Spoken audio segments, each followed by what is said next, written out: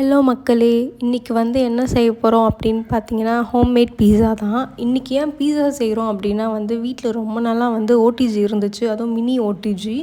So அது ஆஃபரில் ஏதோ அப்போ வாங்கியிருந்தோம். ஸோ அதில் வந்து ஏதாவது ஒரு டிஷ்ஷு செய்யணும்னு இருந்துச்சு, ஆனால் எதுவுமே செஞ்சது கிடையாது.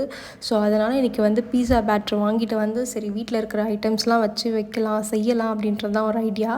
ஸோ இங்கே வந்து பார்த்திங்கன்னா சுட சுட வந்து இட்லி சாம்பார். இது வந்து எங்கள் வீட்டு பாப்பாவுக்கு வந்து இட்லி சாம்பார் இருந்தால் மட்டும்தான் அவங்க ரொம்ப ஃபேவரட்டாக, அதுவும் அவங்களுக்கு ரொம்ப பிடிச்சது வேறு. ஸோ அதனால் அவங்களுக்காக வந்து இட்லி சாம்பார் அப்படின்னாலே வந்து நமக்கு வந்து கொத்தமல்லி போட்டால் தான் வந்து அதோடைய சாம்பாரோடைய வாசனையே வந்து ரொம்ப சூப்பராக இருக்கும்.